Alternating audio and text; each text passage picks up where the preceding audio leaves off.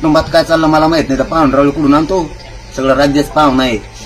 प्रत्येक मराठ्यांसाठी मी लढणार आहे. मराठा आंदोलक म्हणून का, एवढाच माझा प्रश्न आहे. बाकीचं काय तुला प्रश्न तिकडे तिकडे उद्योग बघा तू. आणि मी थांबत नसतो देवेंद्र फडणवीस, थांबत नसतो मी. तू किती मला एकटा पाडायचा प्रयत्न करा ना, असल्या षड्यंत्र काय होतं मला, कारण तू मागे षड्यंत्र केले सगळे. कोणची? आम्हाला कोणीच आमच्या आई बहिणीवरती इतक्या क्रूरपणे हात उचलला नव्हता. रक्ताच्या थारोळ्यात पाडणारा तू पहिला देवेंद्र फडणवीस. रक्ताच्या थारोळ्यात आमचे 3-3 वर्षाचे लेकरं सुद्धा पडले, हातपाय मोडले. 80 वर्षाच्या आजीचे आणि आजोबाचे हातपाय मोडून टाकले. पहिला गृहमंत्री तू देवेंद्र फडणवीस. हात मोडून गोळ्या घातल्या, गोळ्या. आमच्या आई बहिणीचे नाक तुटले, इथपर्यंत मारले, डोके फुटले, 20-20, 22-22, 25-25 टाके पडले. तुझ्यासारखा क्रूर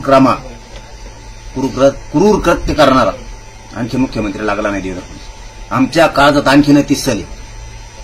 आणि मी तुला ऐकत नाही, तू दबत नाही. तुला इतके क्रूर कृत्य केले तू. ते हल्ला करून भयंकर हल्ला केला होता की राज्याच्या पाठीवर. असला हल्ला कोणत्याच गृहमंत्र्यांनी केला नव्हता. असला हल्ला तू केला. आणि मग ते आता झाकवायसाठी, आरक्षण न देण्यासाठी, मराठ्यांच्या जीवावर पुन्हा सत्तेत आला आणि ते न देण्यासाठी आता तू मला माझं तोंड बंद करायसाठी नवीन चाला, नवीन षड्यंत्र रचायला लागला. पाहुणे रावळे, महापूर राज्यच पाहुणा आहे. पूर्ण राज्याच मायबापी, पूर्ण राज्य देव. थांबत नसतो मी. समाजापेक्षा मोठं कोण नाही, कुटुंबाला बघत नाही मी आणखी. या समाजासाठी, समाजाला वारं सोडित नाही मी. भेट नाही तुला. तुला वाटतं असं मी गुतविल्यावर म्हणजे ह्यो गप्प पडण. आता मी गप्प बसत नाही. तुझ्यासारखे वाईट कृत्य मराठा समाजाबद्दल आणि धनगरांबद्दल कुणीच केलेलं नाही. मराठ्यांचा तर तो इतका प्रचंड हल्ला मोठा केला, कोणत्याच जातीवर झाला नव्हता. तू तेवढीने पोट नाही भरलं. तू आमच्यावर 307 केले इथंच.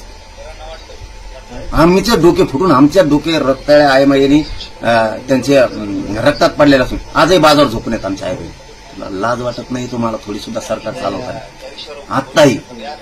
आणि काय माझं तोंड बंद करायसाठी नोटिसा देतो? माझं बंद होऊ शकत नाही. मी त्या रक्ताचे जाण आहे मला. आणि या राज्यातल्या सगळ्या मराठ्यांना त्या आई बहिणीच्या अंतर्गत रक्त सांडलं ना, त्याची जाण आहे. एक बी असेल मराठा त्या रक्ताची जाण विसरू शकणार नाही, एक सुद्धा. तू त्यांच्यावर 30 केले आणि ज्या पोलिसांना मारलं त्यांना बाठ्या दिल्या. ही सर्व नाही दोन नेमकी. कोणाचा शाळा आहे किंवा कोणाचा नातेवाईक आहे याच्यावर कोणाला अटक होत नसते. जर काही गुन्हे केले असतील तर त्याच्यावर अटक होते. माझ्याकडे याची माहिती नाहीये, त्याची योग्य माहिती घेऊन मी आपल्याला सांगेन.